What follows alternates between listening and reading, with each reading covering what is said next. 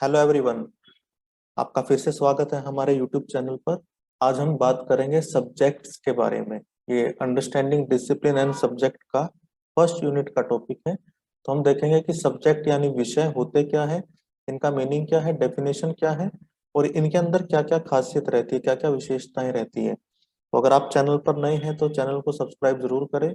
आपको इस चैनल पर बीएड के, सीटेट के सब्जेक्ट वाइज सारी डिटेल, सारे नोट्स और वीडियोस आपको मिलती रहेगी। तो चलिए देखते हैं सब्जेक्ट क्या है। तो सबसे पहले तो सब्जेक्ट क्या है, फील्ड ऑफ स्टडी। यानी इससे हम स्टडी का यानी अध्ययन का एक फील्ड कहते हैं, क्षेत्र कहते हैं। इसे नॉलेज की ब्रांच भी कहते हैं, एक ज्ञान की एक शाखा भी कहते हैं, जो कि पढ़ाई जाती है या जिस पर रिसर्च किया जाता है स्कूल, कॉलेज या यूनिवर्सिटी लेवल पर। यानी एक ऐसा फील्ड ऑफ स्टडी, ऐसी ज्ञान की एक शाखा जिसे पढ़ाया जाता है या जिस पे अनुसंधान यानी रिसर्च की जाती है स्कूल में या कॉलेज के अंदर या यूनिवर्सिटी लेवल पर। अगर स्कूल की बात करें तो स्कूल सब्जेक्ट में रिसर्च का कॉन्सेप्ट नहीं होता इतना, वहां पर सिर्फ इसे पढ़ाया जाता है और इसमें एक्टिविटीज कराई जाती है। तो ये होता है सब्जेक्ट। और दूसरी इसकी डेफिनेशन या इसका मीनिंग क्या है, सब्जेक्ट एक एरिया है नॉलेज का जिसे हम स्कूल या कॉलेज में पढ़ाते हैं। यानी हमें बच्चे को कुछ नॉलेज देना है, कुछ ज्ञान देना है, उसकी एक ब्रांच के तौर पर, उसकी एक शाखा के तौर पर हम इसे स्कूल में पढ़ाए जाते हैं। ये एक हमारा लर्निंग टूल है। यानी हम पढ़ेंगे कैसे, मुझे कुछ सीखना है। मैं मान लीजिए साइकोलॉजी में एमए करना चाहता हूँ, तो मुझे मनोविज्ञान के बारे में सीखना है। तो उसे सीखने के लिए जो मेरे पास लर्निंग टूल है, जिसके द्वारा मैं सीखूंगा, जिस क्राइटेरिया में मैं सीखूंगा, उसका नाम है सब्जेक्ट। यानी जिस उपकरण के द्वारा और जिस क्राइटेरिया के द्वारा मैं सीखूंगा, जिस ब्रांच ऑफ नॉलेज के द्वारा मैं सीखूंगा, उसका नाम है सब्जेक्ट। अब सब्जेक्ट क्या है, जिसमें हम लर्निंग को डिवाइड कर देते हैं। जैसे एग्जाम्पल के तौर पर आप बीएड कर रहे हैं, तो आपका लर्निंग आउटकम है टीचर बनना। तो आपको कोई एक बड़ी किताब नहीं पढ़ाई जा रही कि एक ही किताब है और आप टीचर बन जाएंगे। आपके इस लर्निंग आउटकम को, आपकी इस लर्निंग को बांट दिया गया है, विभाजित कर दिया गया है, डिवाइड कर दिया गया है अलग अलग सब्जेक्ट में, छोटे छोटे पार्ट में डिवाइड कर दिया गया है। इस पेपर में आप सब्जेक्ट और डिसिप्लिन के बारे में पढ़ रहे हैं, किसी दूसरे पेपर में आप पढ़ेंगे कि बच्चे को कैसे समझना है, किसी तीसरे पेपर में आप पढ़ेंगे कि फिलोसफी क्या है, एजुकेशनल फिलोसफी का क्या रिलेशन है हमारी टीचिंग के साथ। तो इस तरह हमने क्या कर दिया, लर्निंग को डिवाइड कर दिया सब्जेक्ट के तौर पे। और आगे क्या है, सब्जेक्ट एक ब्रांच ऑफ नॉलेज, जो हमने पहले भी डिस्कस किया है कि इसे हम ज्ञान की एक शाखा के तौर पर कह सकते हैं और हम इसे ज्ञान के एक संकाय या निकाय के तौर पर भी कह सकते हैं। यानी एक ज्ञान का भाग है ये, जिसके द्वारा हम लर्नर को यानी विद्यार्थी को, शिक्षार्थी को ज्ञान प्रदान करते हैं। इसके बिना हम ज्ञान प्रदान नहीं कर सकते, क्योंकि इसी के अंदर हमारे लर्निंग आउटकम डिवाइड होते हैं। इसी के अंदर हमने अपनी लर्निंग को बांट दिया, एक सब्जेक्ट में कुछ पढ़ाया जाएगा, दूसरे सब्जेक्ट में कुछ पढ़ाया जाएगा। अब ये बड़ा एक महत्वपूर्ण सवाल है यहाँ पे कि डिसिप्लिन और सब्जेक्ट के अंदर क्या अंतर है। जो डिसिप्लिन होता है वो ब्रांच ऑफ एकेडमिक स्टडी है, ध्यान से समझिए। सब्जेक्ट था ब्रांच ऑफ नॉलेज और डिसिप्लिन है ब्रांच ऑफ एकेडमिक स्टडी। जैसे साइकोलॉजी और मैथमेटिक्स, फिलोसफी, एजुकेशन, ये सारे क्या है, ये डिसिप्लिन है। यानी इनके अंदर सब्जेक्ट आएंगे। डिसिप्लिन एक बड़ा एरिया है, उसके अंदर सब्जेक्ट रहते हैं। यानी डिसिप्लिन तो ब्रांच ऑफ एकेडमिक स्टडी हो गया, और फिर आगे जो सब्जेक्ट है वो ब्रांच ऑफ नॉलेज होगा, उसके अंदर जो ज्ञान दिया जाएगा उसका भाग होगा। अब सब्जेक्ट क्या है, ब्रांच ऑफ नॉलेज, जो पढ़ाई जाती है, सिखाई जाती है। स्कूल के अंदर बात करें तो स्कूल के अंदर बच्चे को बहुत सारे सब्जेक्ट पढ़ने पड़ते हैं। वो मैथ्स पढ़ता है, साइंस पढ़ता है, लैंग्वेज पढ़ता है। ये सारे सब्जेक्ट क्या कर रहे हैं, उसे उसे एक नॉलेज दे रहे हैं अलग अलग फील्ड का, ताकि उसका एक होलिस्टिक डेवलपमेंट हो सके, उसका एक संपूर्ण विकास हो सके। तो ये जो सारे सब्जेक्ट हैं, इनका एक एक एम है, अलग अलग एम मिलकर बच्चे को एजुकेशन के तरफ यानी उसे शिक्षा की तरफ ले जाना चाहते हैं। तो जब हम सब्जेक्ट की बात करते हैं तो यहाँ पर रिसर्च, और खासकर स्कूल सब्जेक्ट में रिसर्च का थोड़ा सा कम हो जाता है वेटेज, यानी रिसर्च पर ध्यान कम होता है, टीचिंग और लर्निंग पर ध्यान ज्यादा रहता है। यानी पढ़ना और सिखाना और एक्टिविटी कराना ये ज्यादा रहता है, रिसर्च कम हो जाती है स्कूल सब्जेक्ट में। तो सब्जेक्ट ये होता है, यानी ये एक ज्ञान की शाखा है जिसका या तो अध्ययन किया जाता है या इसका अध्ययन करवाया जाता है, पढ़ा जाता है, सिखाया जाता है। और स्कूल में भी बच्चे अलग अलग सब्जेक्ट पढ़ते हैं, ये सारे ज्ञान की शाखाएं हैं। अब डेफिनेशन क्या है स्कूल सब्जेक्ट की? अब तक हमने सब्जेक्ट की बात की, अब हम स्पेसिफिक होके स्कूल सब्जेक्ट के बारे में जानते हैं। तो सबसे पहले डेफिनेशन क्या है? ये वो एरिया ऑफ नॉलेज है जो पढ़ाया जाता है इन स्कूल, यानी ये स्कूल के अंदर पढ़ाया जाने वाला हमारे ज्ञान का क्षेत्र है। यानी स्कूल में जो भी पढ़ाया जाएगा बच्चे को ज्ञानवान बनाने के लिए, बच्चे को ज्ञान देने के लिए, उसे कहा जाएगा स्कूल सब्जेक्ट। और दूसरी डेफिनेशन क्या बोलती है कि स्कूल सब्जेक्ट एक ऐसा फ्रेमवर्क है जिसके अंदर करिकुलम का कंटेंट, टीचिंग और लर्निंग की एक्टिविटी, इन सबको एक शेप मिलती है, आकार मिलता है। आप इसे सिंपल भाषा में इस तरह समझिए कि आपके करिकुलम के अंदर कुछ एम्स ऑब्जेक्टिव रहते हैं कि बच्चे को ये बनाना है, यानी बच्चा इसके बाद, इस क्लास के बाद ये बन पाएगा, ये सीख पाएगा, ये कर पाएगा। तो उन्हें अचीव करने के लिए, उस टीचिंग और लर्निंग एक्टिविटीज को अचीव करने के लिए जो शेप देता है पूरे उस पूरे फ्रेमवर्क को, उसका नाम है स्कूल सब्जेक्ट। यानी मैं उन सब चीजों को कैसे प्राप्त करूंगा, इसके लिए मेरे पास एक टूल है, उसका नाम है स्कूल सब्जेक्ट। यानी मैं स्कूल सब्जेक्ट पढ़ने के बाद अपने उन लर्निंग आउटकम को अचीव कर लूंगा। एक स्कूल सब्जेक्ट क्या है? ये स्कूल के अंदर with in the school curriculum, school के अंदर ही जो करिकुलम है उसके अंदर ही ये काम करता है। और इसकी जो प्रैक्टिस, टीचिंग और लर्निंग जो भी की जाएगी वो स्कूल के अंदर ही की जाएगी। यानी स्कूल सब्जेक्ट वो हुआ जिसका एरिया स्कूल तक सीमित है, स्कूल करिकुलम का ही पार्ट है ये, और ये स्कूल के अंदर ही काम करेगा। और इसके अंदर जितनी भी एक्टिविटी होगी, जो भी हम सब करेंगे, वो स्कूल के करिकुलम को ध्यान में रखकर ही किया जाएगा। यानी ये स्कूल से बाहर अपनी बाउंड्रीज को क्रॉस नहीं करेगा। और जो स्कूल सब्जेक्ट है वो किसके द्वारा बनाए गए हैं? वो हम इंसानों द्वारा ही कंस्ट्रक्ट किए गए हैं। किसके लिए?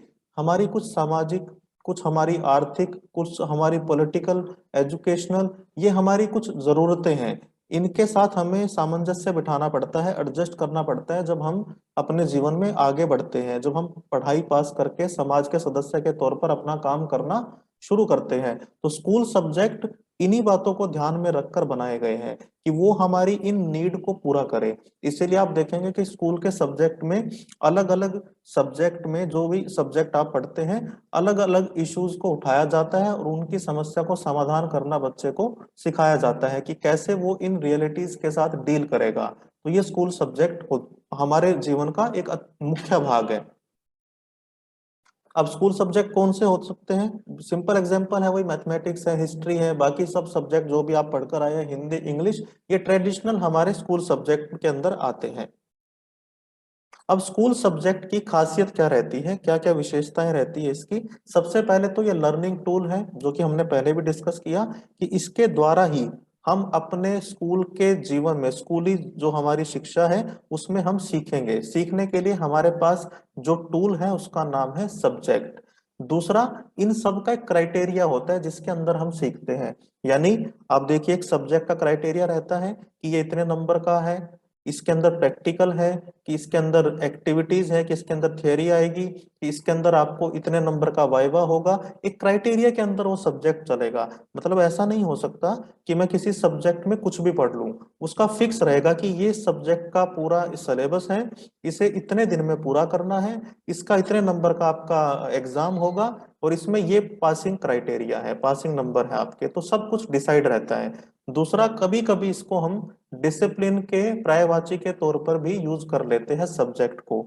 बहुत सी जगह आप देखोगे कि यूनिवर्सिटी लेवल पर भी स्कूल शब्द आपको ही मिलेगा, education school, school of language, ऐसा लिख देते हैं। तो कई बार ये आपस में इंटरचेंज हो जाते हैं कि डिसिप्लिन कई बार यूज किया जाता है, कई बार हम सब्जेक्ट करते हैं। जहां पर डिसिप्लिन यूज होता है मोस्टली वो बात होती है पूरी एकेडमिक स्टडी की, और जहां पर सब्जेक्ट होता है वो बात होती है उस एकेडमिक स्टडी के अंदर पढ़ाए जाने वाले छोटे छोटे विषयों की, अलग अलग विषयों की। अब ये क्या करता है, एक पर्टिकुलर एरिया ऑफ लर्निंग की बात करता है। यानी अगर एक हिंदी सब्जेक्ट है तो वो हिंदी की ही बात करेगा, इंग्लिश का सब्जेक्ट है तो वो इंग्लिश की लर्निंग की बात करेगा, मैथमेटिक्स का सब्जेक्ट है तो वो मैथ्स की लर्निंग की बात करेगा। वैसे ही आपके बीएड के सब्जेक्ट है, ये सब्जेक्ट आपका है, इसका नाम है school discipline and school subject, तो ये इसी की बात करेगा। दूसरा कोई सब्जेक्ट है वो लैंग्वेज अक्रॉस द करिकुलम, वो अपने उस एरिया की बात करेगा। तो हर किसी सब्जेक्ट का एक एरिया रहता है, ये उसी के बारे में बात करता है, उसी के बारे में डिस्कस होता है, उसी के बारे में आपको नॉलेज दिया जाता है। हर किसी सब्जेक्ट का एक स्पेसिफिक कोड ऑफ कंडक्ट होता है, एक आचार संहिता होती है। यानी एक सब्जेक्ट की कितनी यूनिट होगी उस सब्जेक्ट में, जो कि हमने पहले ही बात किया कि इसके अंदर क्राइटेरिया फिक्स रहते हैं, कोड ऑफ कंडक्ट रहता है, आप उसे तोड़ नहीं सकते। मतलब आप अपनी मर्जी से कुछ भी उसके अंदर बदल नहीं सकते, आप अपनी मर्जी से उसके अंदर कुछ भी ऐड नहीं कर सकते, एडिट नहीं कर सकते, डिलीट नहीं कर सकते। एक कोड ऑफ कंडक्ट आपको फॉलो करना पड़ता है कि इसके इतने लेक्चर होने कंपलसरी हैं, इसकी इतनी एक्टिविटी होनी कंपलसरी है, इसमें ये फील्ड स्टडी होनी कंपलसरी है, ये सारी चीजें इसमें चलती रहती है। दूसरा ये क्या करता है, ये कंट्रीब्यूट करता है हमारा सबसे पहले हमें आत्म साक्षात्कार कराने में। सब्जेक्ट के अलग अलग एम रहते हैं, इनमें से ये दो तीन एम बड़े जरूरी हैं। एक तो वो हमें अपने आप से मिलवाता है, हमें अपने बारे में काफी कुछ चीजें पता चलती है। दूसरा वो पर्सनल ग्रोथ हमारी कराता है, हमारे व्यक्तित्व का विकास उसके द्वारा होता है। और तीसरा है इंडिविजुअल फ्रीडम की बात सब्जेक्ट करता है। ये इंडिविजुअल फ्रीडम क्या है कि हर किसी व्यक्ति की अपनी एक निजी दुनिया होती है, उसकी एक अपनी पर्सनल उसका स्पेस होता है, जिसके अंदर उसके अपने बिलीफ सिस्टम, उसके अपने विचार, उसके अपने आइडियाज, जीवन को देखने का अपना नजरिया, ये सब रहता है। तो सब्जेक्ट आपको उसको इम्प्रूव करने में भी मदद करता है। यानी हर सब्जेक्ट अपने अपने लेवल पर आपके लिए कुछ ना कुछ इन तीनों में से एक काम जरूर करेगा। उसके अलावा सब्जेक्ट क्या करता है, सब्जेक्ट की यानी विषय की सबसे बड़ी बात है कि वो बच्चे की नीड पूरा करता है, इसलिए उसे बच्चे की नीड के हिसाब से ही बनाया जाता है। यानी कोई भी ऐसा सब्जेक्ट जो बच्चे की नीड को पूरा ना करे, नीड का मतलब यहाँ पर क्या है कि जो मैं बच्चे को बनाना चाहता हूँ या जो बच्चा बनना चाहता है उसके साथ रिलेशन में ही सब्जेक्ट बनाया जाएगा। जैसे एग्जाम्पल के तौर पे आपको हम टीचर बनाना चाहते हैं बीएड में, और टीचर बनने के लिए जो सब्जेक्ट जरूरी है वही पढ़ाए जाएंगे। कोई भी ऐसा सब्जेक्ट जो आपकी टीचर बनने में मदद नहीं करता, थोड़ी या ज्यादा आपकी टीचिंग की जो उस जर्नी को कंप्लीट करने में मदद नहीं करता, तो वो आपके किसी काम का नहीं माना जाएगा। उस सब्जेक्ट को हम चाइल्ड सेंटर्ड या स्टूडेंट की नीड के अकॉर्डिंग डिजाइन हुआ सब्जेक्ट नहीं कह सकते। तो सब्जेक्ट के अंदर एक खास बात रहती है कि छात्रों की नीड के हिसाब से, जरूरत के हिसाब से तैयार किया जाता है। और दूसरा इसमें क्या है, जो कंटेंट लिया जाएगा उसकी रेंज बड़ी वाइड होगी, यानी उसके जो सोर्सेज होंगे वो ऐसा नहीं, जैसे मान लीजिए मैं हिंदी के सब्जेक्ट की बात करूं तो उसके अंदर जो भी पीपीटी पढ़ाई जाएगी, जो भी उसके अंदर जो भी, मैं पीपीटी कह गया, जो भी आपको कविता पढ़ाई जाएगी, जो भी कहानियां पढ़ाई जाएगी, वो अलग अलग सोर्सेज से ली जाएगी। यानी तुलसीदास के दोहे भी ले लिए, उसमें कबीर के भी ले लिए, उसमें कोई पंचतंत्र की कहानी भी ले ली, उसमें कोई अलग किसी आज के आधुनिक कवि की कोई रचना भी ले ली, उसमें व्याकरण भी हो गई। यानी एक सब्जेक्ट के अंदर अलग अलग जगह से कंटेंट लिया जा सकता है। जैसे अगर आप अपने इस सब्जेक्ट की भी बात करो, डिसिप्लिन एंड सब्जेक्ट की भी, तो इसमें जो कंटेंट लिया गया है वो भी अलग अलग सोर्सेज से लिया गया है। तो यानी सब्जेक्ट की जो रेंज होती है वो बड़ी ही विस्तृत होती है। यानी उसको अलग अलग स्रोतों से हम कंटेंट लेके एक सब्जेक्ट का निर्माण करते हैं। ये क्या करता है, सबसे पहले तो जो हमारी सोशल एफिशिएंसी है, मतलब मुझे सोसाइटी में रहना है तो मुझे उसके अंदर रहने के लिए कुछ टास्क करने आने चाहिए, मुझे मेरे अंदर कुछ काबिलियत होनी चाहिए, तो उनको देखकर ही सब्जेक्ट का निर्माण किया जाता है। यानी कि ये सब्जेक्ट जो भी हम पढ़ाने जा रहे हैं बच्चे को, ये बच्चे की सामाजिक उस उन्नति में कितना योगदान दे सकता है, ये ध्यान में रखकर उसका निर्माण किया जाएगा। और जितना वो योगदान दे पाएगा उतना ही वो सब्जेक्ट अच्छा माना जाएगा। यानी कोई भी सब्जेक्ट अगर बच्चे के सोशल एफिशिएंसी में मदद नहीं करता तो सब्जेक्ट को बहुत ज्यादा अच्छा नहीं माना जाता। यानी कोई सब्जेक्ट बच्चे को सिखाएगा कि उसे सोसाइटी में एडजस्ट कैसे करना है, कोई सब्जेक्ट उसे सिखाएगा कि उसे सोसाइटी में पैसा कैसे कमाना है, कोई सब्जेक्ट उसे सिखाएगा कि उसे सोसाइटी के अंदर एक सिटीजन की भावना, गुड सिटीजनशिप की भावना अपने अंदर कैसे मेंटेन रखनी है। तो ये उसका मेन काम रहता है, इसी को देखकर वो बनाया जाता है। दूसरा ये क्या करता है, ये इनहेंस करता है सोशल प्रोडक्टिविटी। यानी समाज के अंदर जो अलग अलग प्रोडक्टिविटी होनी चाहिए, अलग अलग लेवल पर जो उन्नति होनी चाहिए, जो बढ़ोतरी होनी चाहिए, उनको मेंटेन करने का और उनको बढ़ाने का काम भी सब्जेक्ट का यानी स्कूल सब्जेक्ट का रहता है। आप देखिए कोई भी स्कूल सब्जेक्ट अगर आप पढ़ते हैं तो वो कहीं ना कहीं आपकी किसी एक काबिलियत को बढ़ाता है, जिसके जरिए सोसाइटी में प्रोडक्टिविटी इंक्रीज होती है। यानी समाज के साथ सब्जेक्ट का सीधा संबंध है, अगर मैं संक्षेप में कहूँ तो। ये हमने आज बात की स्कूल सब्जेक्ट के बारे में। स्कूल सब्जेक्ट के कौन कौन से मतलब डेफिनेशन है, उसकी अलग अलग डिसिप्लिन के साथ उसका अंतर क्या है, और उसके अलावा उसकी विशेषताएं क्या है। इसके अलावा अगर आपका कोई भी सवाल है तो आप मुझसे कमेंट सेक्शन में पूछ सकते हैं। आप चैनल पर नए हैं तो इसे सब्सक्राइब जरूर करें।